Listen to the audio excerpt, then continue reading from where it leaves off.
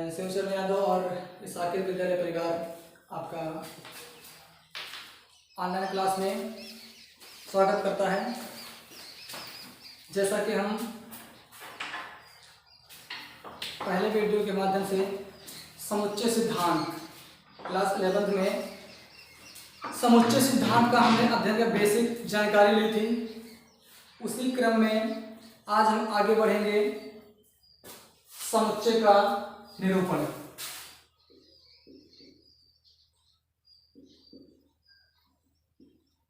समुच्चय का निरूपण, समुच्चय का निरूपण जैसा कि निरूपण तो बता ही दिया गया था। समुच्चय का निरूपण या उसको हम रिप्रेजेंट कैसे करते हैं, रिप्रेजेंटेशन ऑफ ए सेट, इसको क्या बोलते हैं? Representation of A set. यानी किसी समुच्चय को रिप्रेजेंट कैसे करते हैं, उसको हमने बताया था अंग्रेजी वर्णमाला के बड़े अक्षरों से। अंग्रेजी वर्णमाला के बड़े अक्षरों से हम प्रदर्शित करते हैं और उसके अंदर के जो एलिमेंट होते हैं, जो अवयव होते हैं ए कामा बी कामा सी कामा डी कामा ई कामा एनीथिंग, जो कुछ भी हो, इतना तक तो हो ही गया था। एक और सेट मान लें, सेट बी हमारा है जो 1/2, 2/3, 3/4, 5/4/5 ऐसा कुछ हो। अब हम कह रहे हैं क्या जो एलिमेंट ए है, ए में है, तो इसको दिखाने के लिए हम लिखते हैं, एक सिंबल हमारा होता है, इसको लिखते हैं ए बिलोंग्स टू ए। बिलोंग्स मतलब उसमें उपस्थित है। उसमें क्या है? उपस्थित है। कौन? ये अवयव ए। किस सेट में? ये अवयव है, ये क्या है? एलिमेंट है।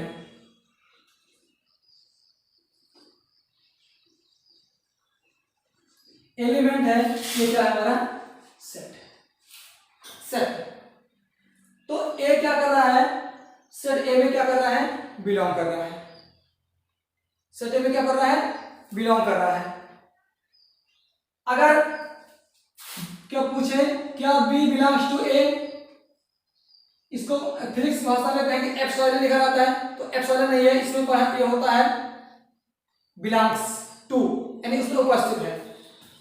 Belongs to A, B belongs to A. क्या बी ए में है? देखिए बी भी ए में बिलोंग कर रहा है, सी भी ए में बिलोंग कर रहा है, डी भी बिलोंग कर रहा है, और ये ई है, ई भी क्या कर रहा है? इस सेट ए में बिलोंग कर रहा है। लेकिन अगर हम पूछें क्या एफ बिलोंग्स टू ए, क्या एफ सेट ए में है? आप देख लीजिए कहीं नहीं दिखाई दे रहा है, नहीं है, इसको बोलते हैं F does not belongs to A. या इसको ऐसे काट देते हैं, ऐसे काट देते हैं, इसका मतलब उसमें वो एलिमेंट नहीं है, ये वाला एलिमेंट सेट ए में नहीं है।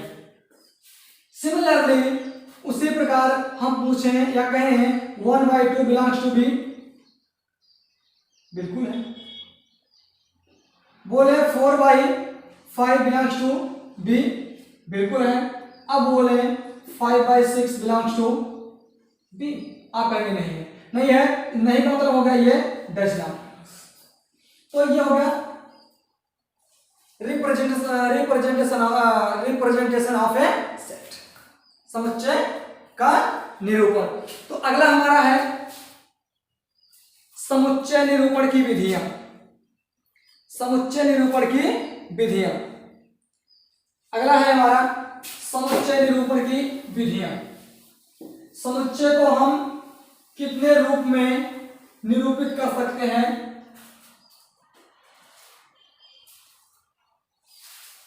समुच्चय निरूपण की मुख्यतः 2 विधियां हैं।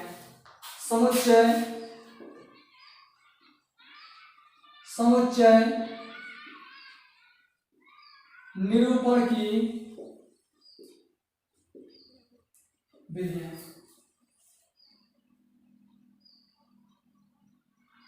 इतना तो हो गया था ये समुच्चय निरूपण अब शुरू हो रहा है। समुच्चय निरूपण कितनी विधि हमारे पास है? 2 विधि है। नंबर 1 इसको बोलते हैं तालिका। तालिका को सूची भी कहते हैं। तालिका या रोस्टर विधि। कौन भी? तालिका या सूची या रोस्टर या इसको बोलते हैं टेबुलर फॉर्म। क्या बोलते हैं इसको? इसको बोलते हैं टेबुलर फॉर्म या रोस्टर विधि। इसको बोलते हैं टेबुलर या रोस्टर को रोस्टर भी कहते हैं। रोस्टर को रोस्टर ही कहेंगे।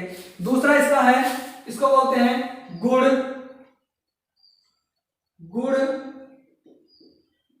या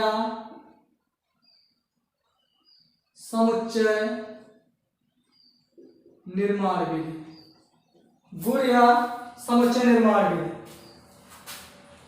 गुण या समुच्चय निर्माण विधि को कहा जाता है सेट बिल्डर। क्या बोला जाता है? Set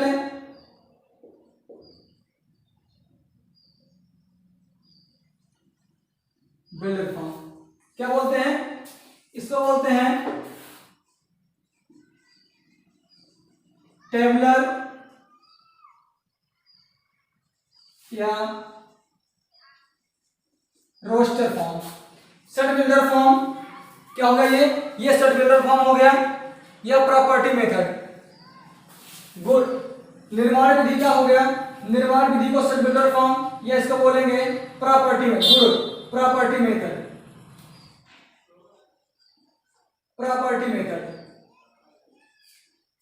method. तो टेबुलर फॉर्म या रोस्टर विधि या प्रॉपर्टी मेथड या सेट बिल्डर फॉर्म। तो समुच्चय निरूपण की 2 विधियां हैं। नंबर 1 तालिका या रोस्टर विधि, समुच्चय निर्माण या गुण विधि। तो जैसे हम कह दें एक सेट हमारा है, ए है,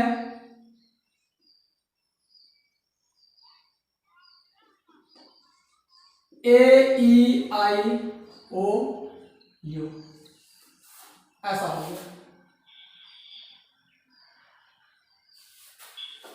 या इसको ऐसा एक सेट हमारा इसको लिख दें 1 2 3 4 5 6 7 8 9 ऐसा लिख दें। अगर कोई भी सेट अगर इस रूप में लिखा है तो जो इस रूप में लिखा है उसी को हम क्या बोलते हैं? तालिका या सूची या रोस्टर में क्या बोलते हैं? अगर इसी को ऐसे लिख दिया जाए सेट ए डिवाइड करते हैं, ये हमारा ए होगा। या इसी को इस रूप में लिख दिया जाए x such that x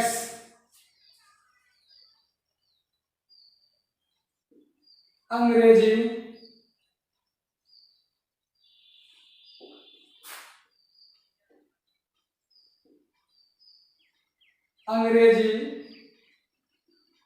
वर्णमाला के स्वरों का समुच्चय। कहीं कहीं ऐसा लिखा रहेगा, इसको बोलते हैं जो ये वाला है इसको पढ़ते हैं सच दैट। या ऐसे ना लिख करके ऐसे लिया, इसको भी वही बोलते पढ़ते such that. X such that x,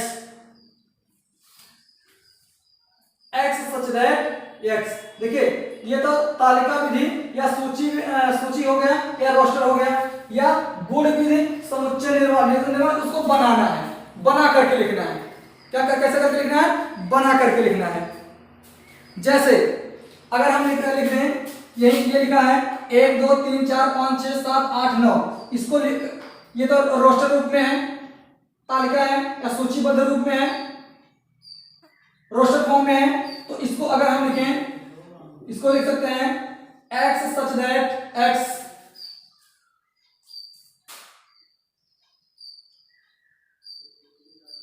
धन पूर्णांकों का समुच्चय। 1x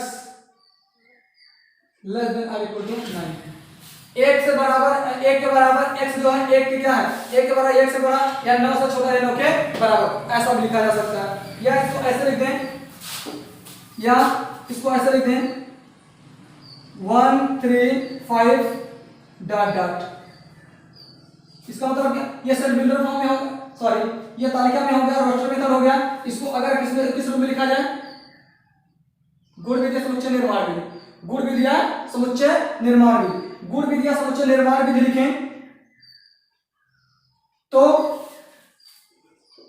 set x such that x एक विषम संख्या है।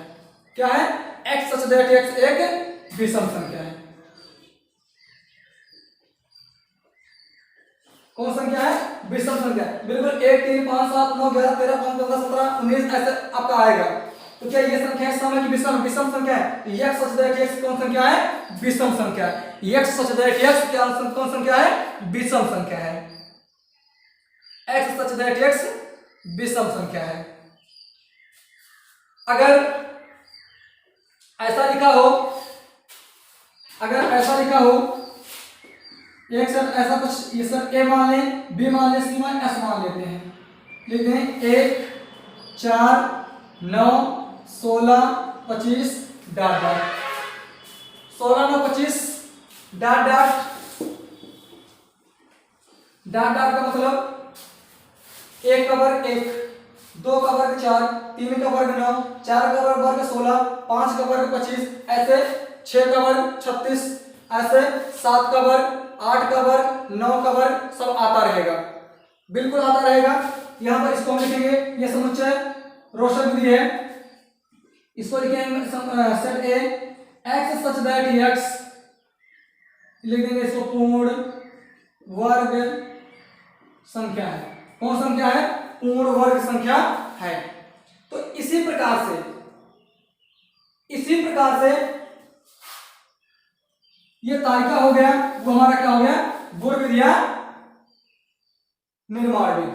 सेट बिल्डर फॉर्म में प्रॉपर्टी मेथड, टेबुलर और रोस्टर। जैसे इसको मान लें 1/2, 2/3, 3/4, 4/5, बस रोस्टर विधि में लिखा गया है। इसको अब हम लिखेंगे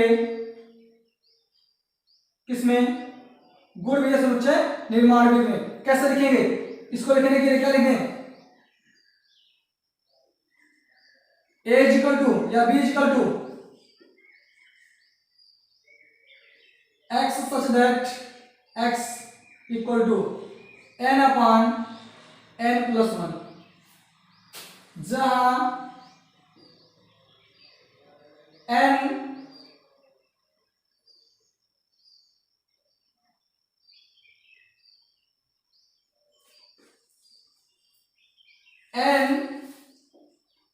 लेस देन 4। कहने का मतलब अगर n की जगह पे 1 रखें, ये है ना n अपॉन n प्लस 1, अगर n की जगह पे 1 रखेंगे तो 1 अपॉन 1 प्लस 1 2 हो जाएगा। 2 रखेंगे यहाँ, अगर 2 रखेंगे तो 2 अपॉन 2 प्लस 1 3 हो जाएगा। 3 रखेंगे तो 3 अपॉन 3 प्लस 1 4 हो जाएगा। 4 रखेंगे 4 अपॉन 4 प्लस 1 कितना हो जाएगा 5। ये तो लिखा गया है। तो इसी रूप में थोड़ा सा सोच करके हमको क्या करना है, सेट बिल्डर फॉर्म को बनाना पड़ेगा, सेट बिल्डर फॉर्म में लिखना पड़ेगा। आशा करता हूं ये चीज आपको समझ में आया होगा, सेट बिल्डर फॉर्म में कैसे लिखा जाएगा। जैसे अब आपसे हम कह दें एक चीज, एक आपका और एग्जांपल,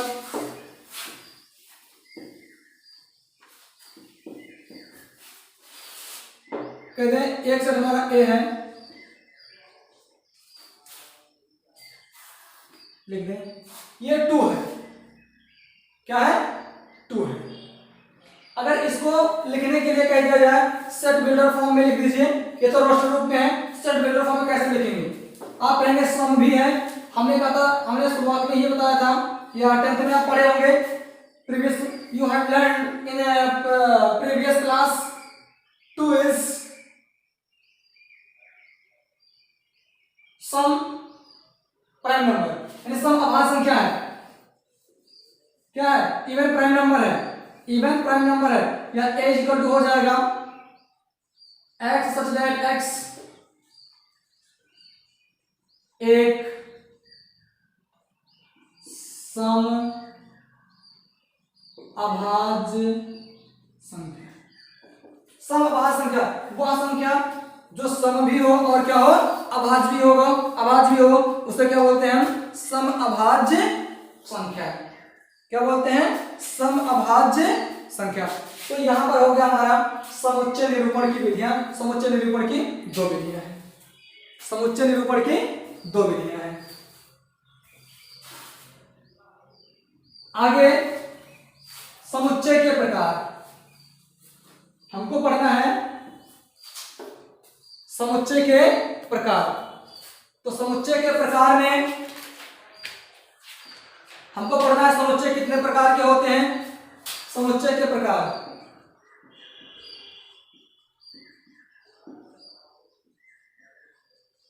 टाइप्स ऑफ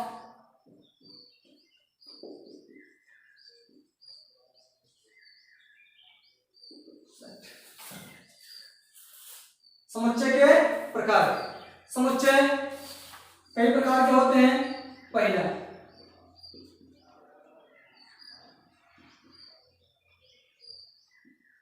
रिक्त समुच्चय, दूसरा परिमित समुच्चय, तीसरा अपरिमित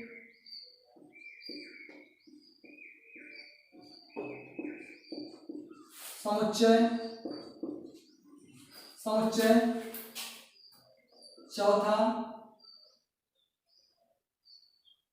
चौथा एकल समुच्चय। रिक्त समुच्चय क्या होता है हमारा? Null set. परिमित क्या होता है? Finite set, infinite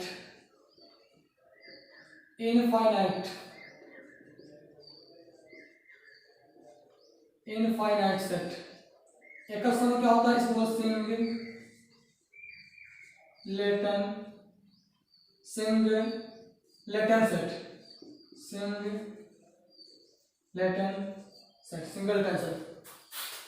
singleton.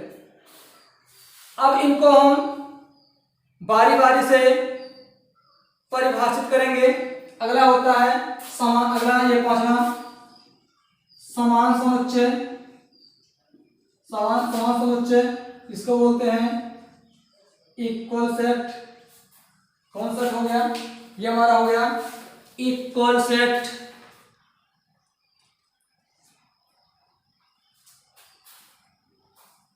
इतना पहले हम पढ़ लेते हैं, फिर आगे बढ़ते हैं। आगे बढ़ेंगे सबसेट, प्रॉपर सबसेट में बढ़ेंगे। तो हम रिक्त समुच्चय किसे कहते हैं? ऐसा समुच्चय पहले बात कर रहे हैं किसका? ऐसा समुच्चय जिसमें, या ऐसा सेट जिसमें कोई भी अवयव ना हो, कोई भी एलिमेंट ना हो। ऐसा समुच्चय जिसमें कोई भी अवयव ना हो, उसे रिक्त समुच्चय कहा जाता है। ऐसा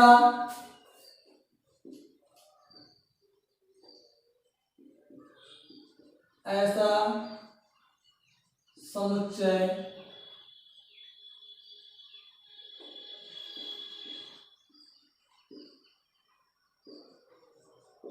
जिसमें कोई भी अवयव ना हो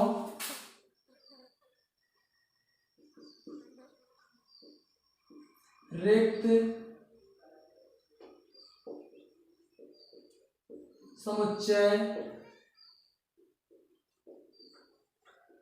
कहलाता है, रिक्त समुच्चय कहलाता है। इसे फाई से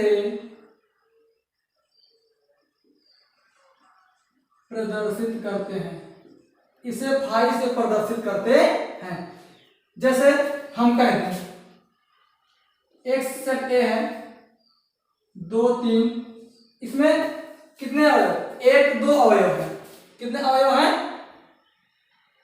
2 अवयव हैं। तो इसका मतलब होता है, इसकी परिभाषा क्या करें, ऐसा रिक्त मतलब होता है खाली, खाली मतलब इसमें कुछ ना हो, इसमें कुछ ना हो, तो ऐसा समुच्चय जिसमें कोई अवयव ना हो रिक्त समुच्चय कहलाता है। इसमें 2 अवयव हैं, तो इसमें कोई अवयव मतलब इसको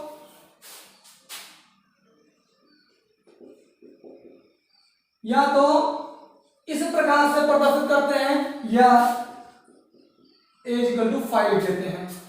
इसमें कोई अवयव है नहीं है, तो इसमें नल सेट, इसको क्या बोलेंगे हम, नल सेट, रिक्त समुच्चय। देखिए फाई लिखा है, फाई का मतलब होता है कुछ नहीं, फाई का मतलब क्या होता है, कुछ नहीं। तो आप रिक्त समुच्चय को, ऐसा समुच्चय जिसमें कोई अवयव ना हो, रिक्त समुच्चय कहलाता है। इसे फाई से प्रदर्शित करते हैं, या इस प्रकार का सिंबल अगर है उसमें कोई एलिमेंट नहीं है तो रिक्त समुच्चय।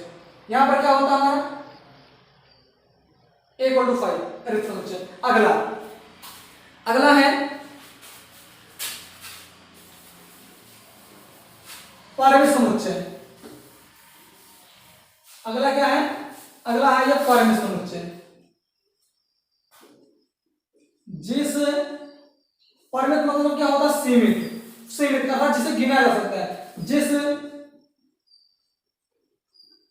समुच्चय के अवयवों को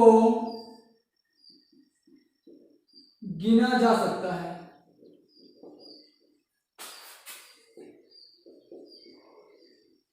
परिमित समुच्चय कहलाता है, परिमित समुच्चय कहलाता है। जैसे 1 2 3 4 ... 9। अब देखिए 1 से लेकर 9 तक गिन सकते हैं, बिल्कुल गिन सकते हैं, नहीं गिन सकते हैं, दूसरा सेट मान लेते हैं, 2 4 6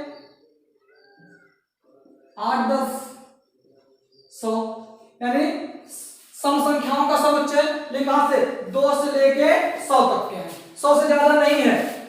तो ऐसे समुच्चय को हम क्या बोलते हैं, परिमित समुच्चय। कौन समुच्चय, परिमित। उसी कड़ी में आपका तीसरा है, आप परिमित का उल्टा कर दीजिए। जिस समुच्चय के अवयव को, जिस समुच्चय के अवयव को यहीं बीच में ले डाल दे रहे हैं, नहीं गिना जा सकता है, जिस समुच्चय के अवयवों को नहीं गिना जा सकता है, ये यह परिभाषा इसकी है, इसकी परिभाषा। अब आप परिमित की परिभाषा बता रहे हैं, जिस समुच्चय के अवयवों को नहीं गिना जा सकता है, नहीं गिना जा सकता है, अपरिमित समुच्चय कहलाता है। जैसे A = 1 2 3 4 ...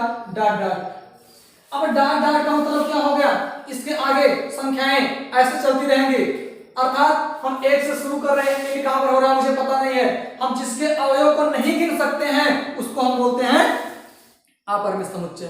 कौन समुच्चय, अपरिमित समुच्चय। उसको क्या बोला जाता है, अपरिमित समुच्चय बोला जाता है। चलिए अगला हमारा है एकल समुच्चय। कौन समुच्चय है, सिंगलेटन सेट। एकल समुच्चय यानी ऐसा, यानी देखिए ऐसा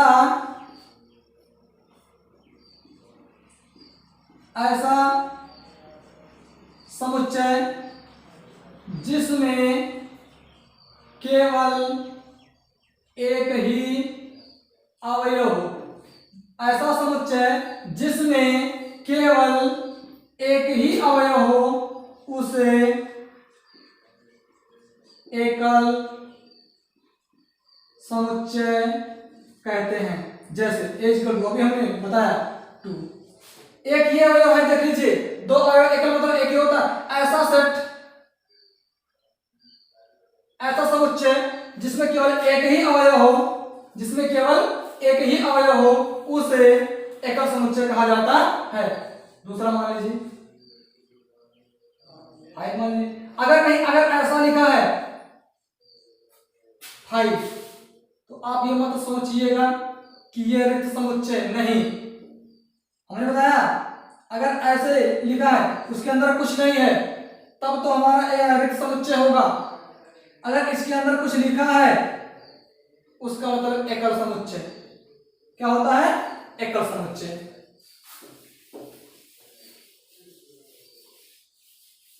तो उस समुच्चय के प्रकार आसान है, आप उनके परिभाषा के माध्यम से जब आप उनके डिफिनेशन को याद करे रहेंगे तब आप बता सकते हैं ये किस प्रकार का समुच्चय है।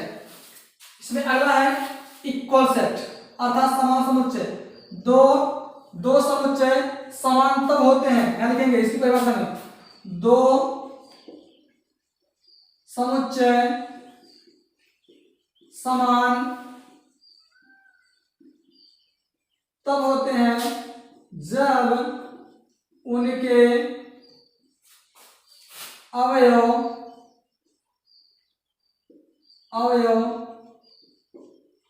समान, अवयव क्या हो? समान। जैसे a equal to 1 2 3, b equal to 1 2 3, तो a इक्वल टू क्या हो जाएगा? b। ये समान समुच्चय हो गया। ऐसा हो सकता है कि अगर a इक्वल टू यही हो, अगर ये मान लेते हैं b इक्वल टू 2 3 1 हो जाए, तो उससे कोई मतलब नहीं, अवयव वही है, अवयव वही है, चाहे आगे करो चाहे पीछे कर दिया जाए, दो यहाँ तीन यहाँ, एक यहाँ सब है, तो ऐसे सेट को हम क्या बोलते हैं? समान समुच्चय। ऐसा समुच्चय, ऐसे दो समुच्चय जिनके अवयव आपस में क्या हो? समान हो, क्या कहलाते हैं? समान समुच्चय कहलाते हैं। क्या कहलाते हैं? समान समुच्चय कहलाते हैं। यहां तक हो गया समुच्चय के प्रकार। एक बार फिर से रिवीजन कर लेते हैं। रिक्त समुच्चय, ऐसा समुच्चय जिसमें कोई अवयव ना हो, रिक्त समुच्चय कहलाता है। परिमित, जिनमें जिस समुच्चय के अवयवों को गिना जा सकता है, परिमित समुच्चय कहलाता है। अपरिमित समुच्चय, जिसमें अवयवों की संख्या को नहीं गिना जा सकता है, जिसमें अवयवों की संख्या को नहीं गिना जा सकता है, अपरिमित समुच्चय। एकल समुच्चय, ऐसा समुच्चय जिसमें केवल और केवल एक ही अवयव हो, एकल समुच्चय कहलाता है। समान समुच्चय, ऐसा समुच्चय जिसमें केवल, ऐसा समुच्चय, समान समुच्चय, दो समुच्चय ऐसे समान समुच्चय होते हैं जब उनके अवयव आपस में क्या होते हैं? समान होते हैं। ये हमारे होते हैं समान समुच्चय। तो आज हम एक टॉपिक और ले लेंगे,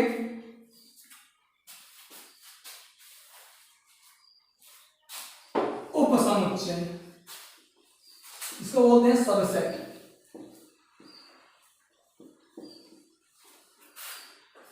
सबसेट, उपसमुच्चय।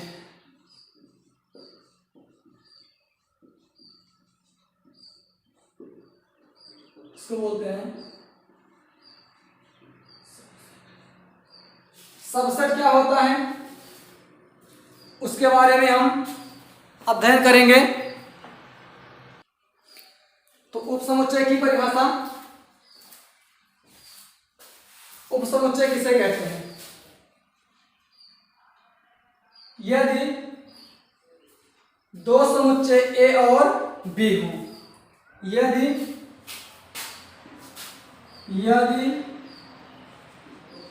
दो समुच्चय ए और बी हो, तब यदि ए का प्रत्येक, यदि ए का प्रत्येक अवयव बी में हो, यदि ए का प्रत्येक अवयव बी में हो तो ए बी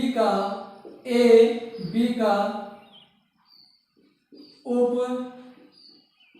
समुच्चय कहलाता है। इसे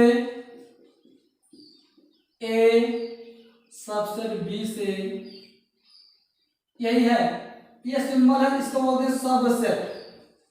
सबसेट, ये सबसेट का सिंबल है ये वाला, तो बोल क्या है, या इसी यू होता है, इसको ऐसा उल्टे से बोलते हैं उल्टा यू। ऐसा बोला नहीं जाता है, कहने के लिए, समझने के लिए उल्टा यू रहता है, उसको बोलते हैं सबसेट। ए सबसेट बी से निरूपित करते हैं। जैसे एक सेट मान लेते हैं 1 2 3 4, दूसरा सेट भी है 1 2 3 4 5 6 7 8, एनीथिंग। कहना था इसी पर ए का प्रत्येक अवयव, ए का ए में कितने 1 2 3 4 है, ए के प्रत्येक अवयव क्या हो, बी में हो। क्या ए का प्रत्येक अवयव बी में नहीं है, 1 2 3 4 है, 1 2 3 4 यहां नहीं है, है तो इसको बोलते हैं ए सबसेट बी। ए का प्रत्येक अवयव किसमें हो, बी में हो। ए का प्रत्येक अवयव किसमें हो, बी में हो, क्या कहलाता है, ए सबसेट बी। अतः ए क्या है, बी का उपसमुच्चय है। ए को बी का उपसमुच्चय पढ़ते हैं या ए बी का उपसमुच्चय कहलाता है। ये आशा करता हूं ये चीज आपको समझ में आया होगा। तो बस आज इतना ही, जितना आपको 1.1 में जितना आपको बताना था, बेसिक जानकारी देना था, आपको मिल गया है। 1.1 को आप सॉल्व करिएगा,